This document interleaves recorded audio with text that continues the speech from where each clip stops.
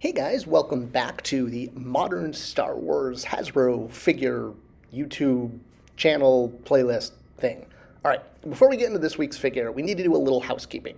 And that's because to make this channel, different from all other channels, not to be too Passover or anything, but I really pride myself on the fact that I have been able to get the exact order of releases for every Star Wars figure in the last 40 years, more or less.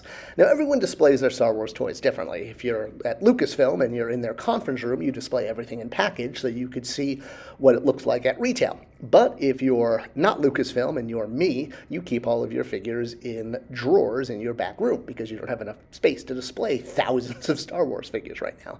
Now, the cool thing about my display method, or my collecting method, if you will, in these bins is I've been able to, for the last 30, 40 years, is log the exact release order of every modern Star Wars action figure. It's probably the only place in the world this has been logged. So let's do a quick recap because we left off on the accessory packs that were released for Attack of the Clones. We're in the middle of the Saga collection, if you will, that was put out for Attack of the Clones, and we got some cool figures with a whole bunch of accessories.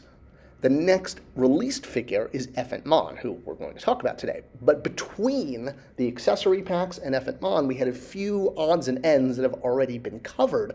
But because I'm doing this video series specifically to preserve the original release order, well, we just need to quickly talk about some topics already covered, or rather some figures that have already fallen into previous videos. So as I said, I use these bins to track the exact release order. Every time a new figure is announced, I create a new bin spot, even if I haven't gotten the figure yet. So some of the Star Tours figures and the non-bearded Endor Rebel Soldier, which we covered in previous videos, and then followed by this Star Tours droid, R3-D3, all came out between the Trooper accessory packs and Ephont.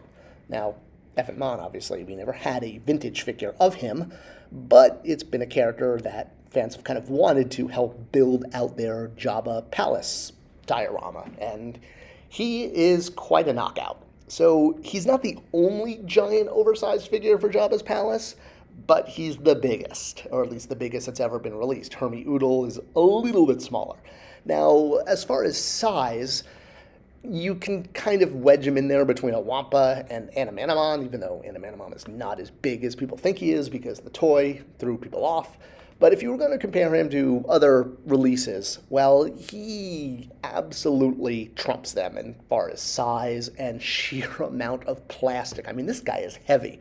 Probably the winner of the largest blister of any Star Wars basic action figure because, yeah, Ephont is huge. He's a big guy. And no matter what angle you photograph him in, I mean, his legs are big, his tail is big, his coat is big, his snoot is big. His snoot, is that what you call it? His head, his face? I don't know. You can fit a Yoda figure in this guy's mouth, okay? The smallest figure can fit inside of his articulated jaw. And for those who want a complete Jabba's Palace diorama, well, he's a guy that looks great.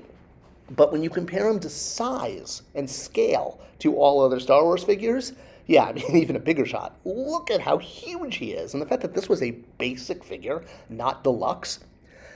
All right, so how did this guy wind up released? Well, that's because this was a character that fans asked for. He won a Fans' Choice contest. I mean, not the one in 2017, but the continuing saga of fan requests that, for the most part, have been basic figures. But sometimes the figures are new, sometimes they're figures that are voted to get a re-release, like this Shadow Stormtrooper here. It's great when Hasbro does this, because clearly they're reaching out to the fans and paying attention to what they want to get a re-release or release of figures. Now, the thing is, there are true Fans' Choice contests, and there's fake Fans' Choice contests, and Ephont is kind of the figure responsible for creating the fake fan contest. See, Hasbro already has precedent for how deluxe figures can be handled when they win a Fans' Choice contest, hence Animanimon and Salacious Crumb and his skeleton and giant staff. Yet when Ephont came along, they released him as a basic figure. Well, because there was no deluxe assortment at this time. The deluxe assortment were the accessory packs. So, unless they were going to pack Ephont with a bunch of accessories, it meant a basic figure. He didn't fit into any other retail assortment at the time. And, well, this wasn't exactly something that made Hasbro happy, because they kind of got locked into this when Ephont won the fan vote. I guess maybe they weren't expecting him to win the vote, or they didn't realize how much he is a fan favorite, because he just pops so much in Jabba's palace because of his girth and color. So he got released as a basic figure. All right, now, other than his opening and closing articulated jaw, which again can fit Yoda inside of it, he comes with a cool accessory, his walking stick, which has Jabba's symbol on the top, the J, or the little anchor that's also tattooed on Jabba's shoulder, and then it converts into a knife when you flip it upside down. So there was a lot of little fun details on this figure. Not only was he huge, but he was fun. And the chance of ever getting a figure like this again, released as a basic, yeah, don't ever expect that. I mean, can you imagine how much this figure would go for today?